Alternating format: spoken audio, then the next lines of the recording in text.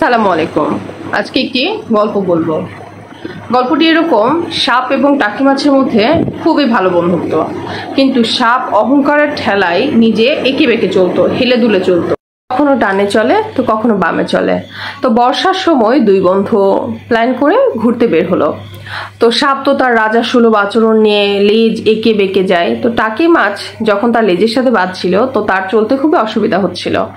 যখন বারবার এরকম হচ্ছিল তখন সে একসময় সাপকে বলল, দেখো বন্ধু, তুমি একটু সোজাভাবে চলো, কারণ আঁকা বাঁকা ভাবে যখন চলছো তখন আমি তোমার পাশে যেতে পারছি না।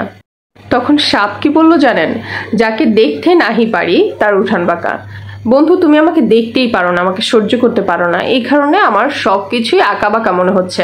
টাকি মাছ তখন বলল, দেখো বন্ধু, ব্যাপারটা কিন্তু এরকম না, তোমার আঁকা বাঁকা ভাবে চলার কারণে আমি তোমার পাশাপাশি চলতে পারছি না। তো তখন সাপ বলে উঠলো, মানে সে তো রেগে যাচ্ছিল কন্টিনিউয়াসলি, তখন সে আবার বলে উঠলো, বাপ দাদা 14 গোষ্ঠী থেকে আমরা এরকম ভাবে আঁকা বাঁকা ভাবে চলে আসছি, আর তুমি আজকে আসছো আমাকে শিখাইতে কিভাবে চলতে হয়। তো এক পর্যায়ে গিয়ে সাপ মনে করেন খুবই ক্ষেপে গিয়েছে। একে তো টাকি মাছের চেয়ে সাপ লম্বা বলে তার অহংকার, দ্বিতীয়ত তার হৃদয় ভর্তি বিষ। এই কারণে সে যাই বলছে, টাকি মাছ যে কথাই তাকে বলছে, সে রেগে তার বিষাক্ত মনে ফস ফস করছে। ঘুরতে ঘুরতে একটা সময় কি হলো, তারা একটা জেলের জালে ধরা পড়ে গেল। তখন জেলে কি করলো, মাছটাকে তো ধরে নিল এবং সাপটাকে মেরে সোজা করে ঝুলিয়ে রাখলো। তো তখন টাকি মাছ বলল, মানে হাই হাই করে বলতে লাগলো যে, বন্ধু, সেই তো তুমি সোজা হয়ে থাকলেই, কিন্তু মৃত্যুর পরে, মরার পরে, বেঁচে থাকতে তো সোজা হলে। এই একই অবস্থানে রয়েছে আমরা কিছু মানুষরা, যারা মানে নিজেদেরকে এত বড় মনে করি, অন্য মানুষকে মানুষই মনে করি না।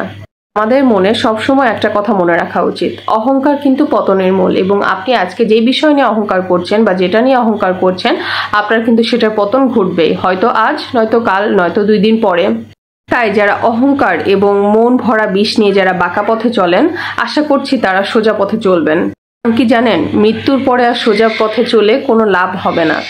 মহান রাব্বুল আলামিন বেঁচে থাকতে আমাদেরকে সবাইকে সৎ পথে এবং সোজা পথে চলার তৌফিক দান করুন। আমিন।